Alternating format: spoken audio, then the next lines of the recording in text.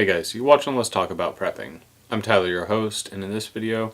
we're going to have ourselves a little after midnight sip and have part one of our multi-part response to Steve over at Corsair Trainers and his tabletop exercise concerning what you would do in the first few hours following an EMP event. So cheers.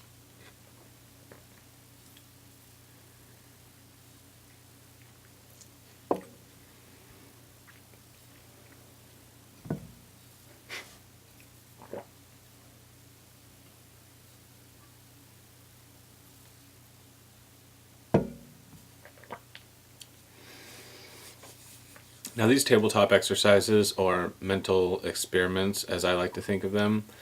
are extremely valuable tools, especially in communities like ours, where we're often talking about hypothetical events that nobody has lived through, like an EMP event.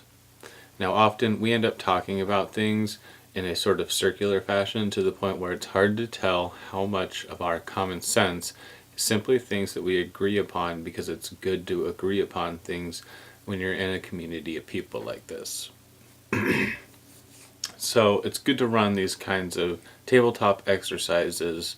to get yourself really thinking about the circumstances that you will be in, to essentially put yourself in your own shoes in that situation and really start looking at the things that you will need and want when you really have your boots on the ground there.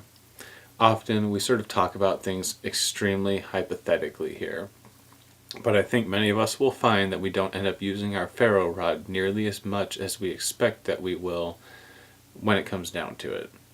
So these kinds of exercises are extremely valuable to get us to really question the status quo and our own personal perceptions about what we think things will be like and what we think we might want to do to prepare for certain situations.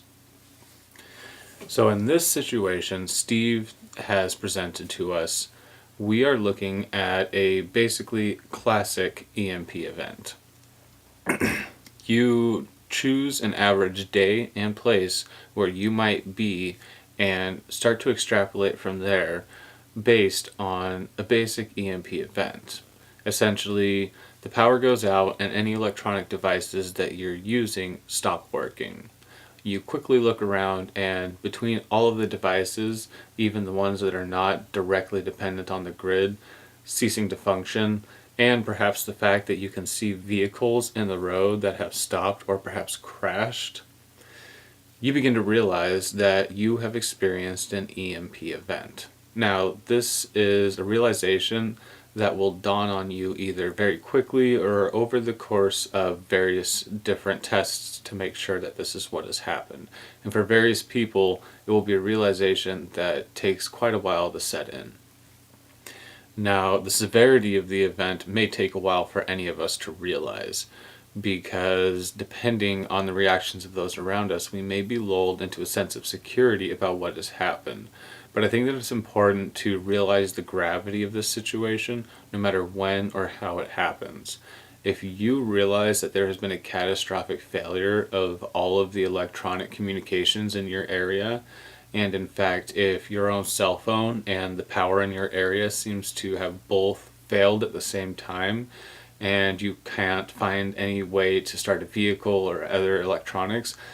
then what you're looking at is a situation that will not be remedied very quickly at all. What you're looking at is a catastrophic failure of the electrical and telecommunications network of the entire United States, very likely, if an entire region is experiencing such a failure.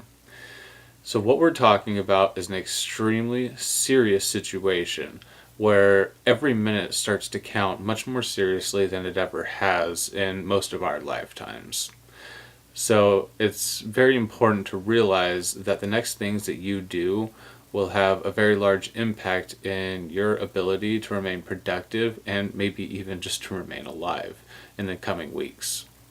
Now, I'm often on the fence as to whether or not the average person will realize the gravity of the situation, and therefore whether or not chaos will set in around you very quickly. And this is really just, I feel, up in the air, and largely depends on your area. But I am of the opinion that certain people will recognize the situation for what it is and will begin to react in a way that is either irrational or at least detrimental to you. Now, whether or not this will quickly cascade into chaos and killing in the streets within minutes, as some people seem to perhaps fantasize about, but I hesitate to even use the word fantasize because in some places, in certain circumstances, this could be a somewhat likely result. Because I have myself met people who have said that if something like that happens, they would simply have to get their guns and go get what they could from stores or from people who they know have it. And so I am worried that in the first few hours of an event like this, there could be quite a bit of chaos and violence. If not because of people who are deliberately going out to do those kinds of things, then only because of the regular road rage kind of interactions that you might expect, but compounded because of all the people who have experienced catastrophic failures of their vehicles. So while I tend to believe that the majority of the American populace will remain somewhat inured to the situation and unaware to the gravity of it, I do believe that there will be enough people panicking or perhaps deliberately acting in a somewhat deleterious fashion to others that they may be of concern to somebody who is obviously of a single mind and carrying resources. So I think that it's important in a situation like an EMP event to be very careful about what you look like and what you're carrying and how you carry yourself. A person walking along with a lot of supplies, with a gun, and just looking very prepared for the situation is a direct target. Now, I don't want to sound alarmist, but I do know of people who would be on the lookout for preppers in such a situation. Now, on the other hand, I do also subscribe to the belief that there will be a period of time in the immediate aftermath of such an event, if you recognize it immediately for what it is,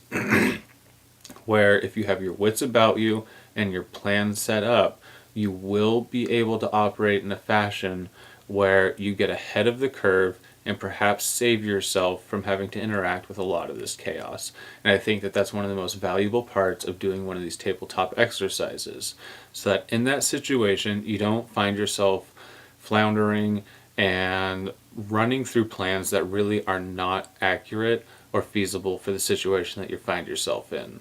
By asking yourself,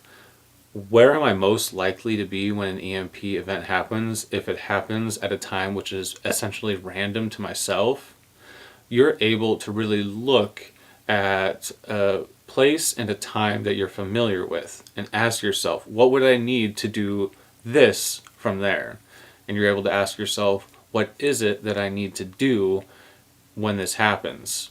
Now, for myself, I'm very likely at work or at one of the other places that I go besides work, like the gym or somewhere filming a video for this. So I ask myself if I'm at work or if I'm filming a video or if I'm at the gym and all of a sudden all the lights go out and my phone goes out and I quickly recognize that we're looking at a general electronic device failure, what am I going to do? My first action is definitely, besides gathering the things that I might need to get from my car if it's failed,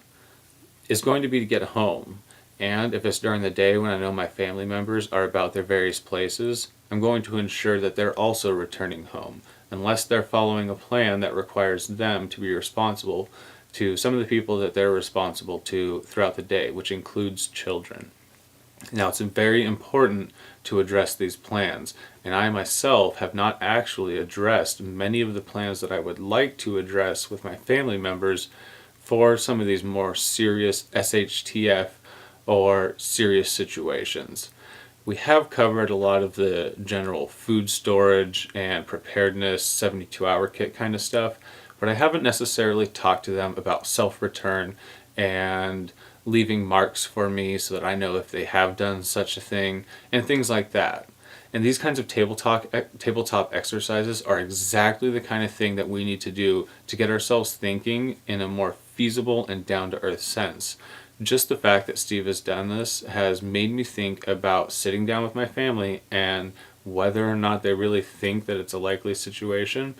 getting them to think about what they would do if this kind of thing happened, even if they think that it's an extremely rare likelihood type of situation. Anyways, we're just going to leave this at this so far because I think it's enough for us all to get thinking about. And do expect for me to come back and do some more VR responses to this because it's a very large situation to consider. And I think it's very important for every one of us to ask ourselves what we would want to do in such a situation. Anyways, I want to say thank you to Steve for getting this started and everybody else for responding to it. This has been pretty popular lately, and I think that's pretty cool because it's a very important kind of mental exercise to run. Anyways, I hope you're all doing well out there. I hope that this has been thought inspiring to you. And I hope you're all doing safe. Being safe. See you guys later.